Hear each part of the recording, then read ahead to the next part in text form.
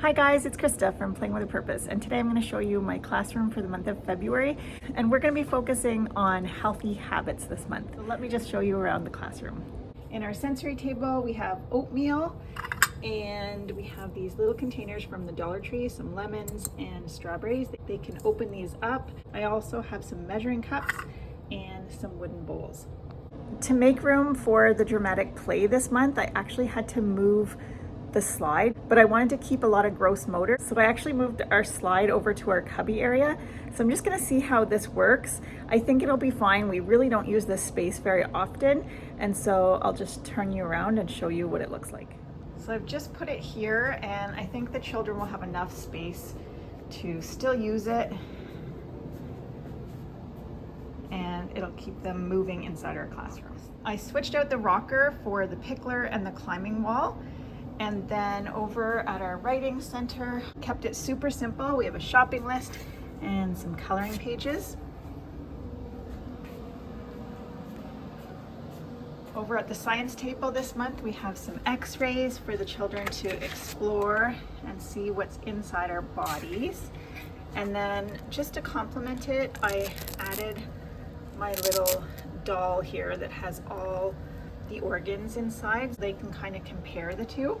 Our first toy shelf, I have a couple of really sweet Valentine books, and then I put out an alphabet puzzle, this little Melissa and Doug scale, and then here I just have a couple of different puzzles. This one focuses on size. This little mouse and cheese is perfect for the little ones to practice their fine motor skills. And then I have this oldie but goodie fruit puzzle that's perfect for my youngest. Up here I have a Crocodile Creek farm puzzle. And then I have this puzzle. I love that this one has lots of different learning objectives in it. It focuses on shades of color and also size. Over on the second toy shelf, I have the Critter Clinic. This is great because it's great for fine motor skills. It has color coordinating keys that help open the cages. So this is always a fun one. We haven't taken the magnetos out in a long time, but I put a big giant bowl of them out. And then I put the Melissa and Doug barn along with some beautiful Schleck animals. So we've got all sorts of different farm animals in the basket here. And down here I have this great building toy. This toy is made by Luke's Toy Factory, and it was made by a father and son, and it started out in their garage. I love that it's super simple for toddlers and preschoolers, but it's also super fun for the children to build something. It's great for the children to learn how to follow instructions. So this one's how you build a dump truck, so they can easily pull out the pieces that they're gonna need and then build a dump truck. Here's the recycling truck. This is the tipper truck, the cargo truck, and the fire truck. The other thing about this toy that's great is there's some room for error. So if the children are just learning how to build, it's not super frustrating for them because they have a little bit of space to make mistakes because the little slats have a little bit of extra room.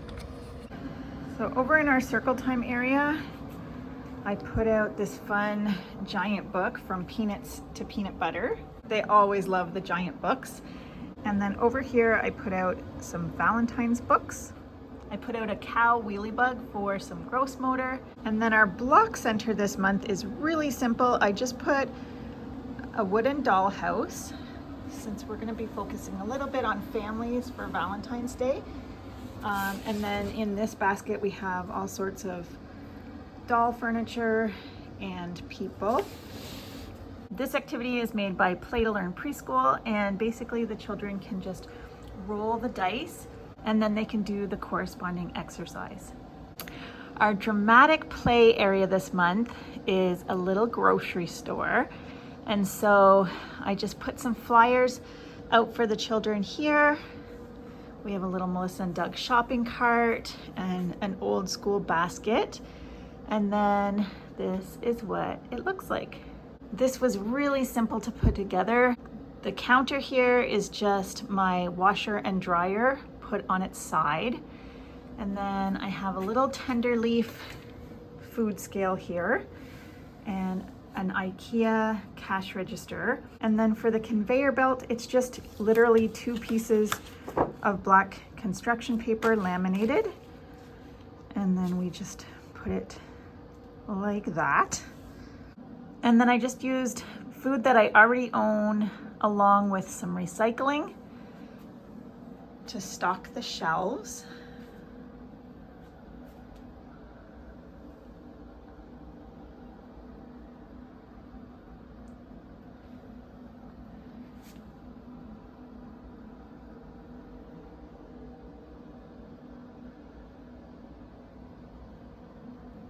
I got these little cutouts at the Dollar Tree.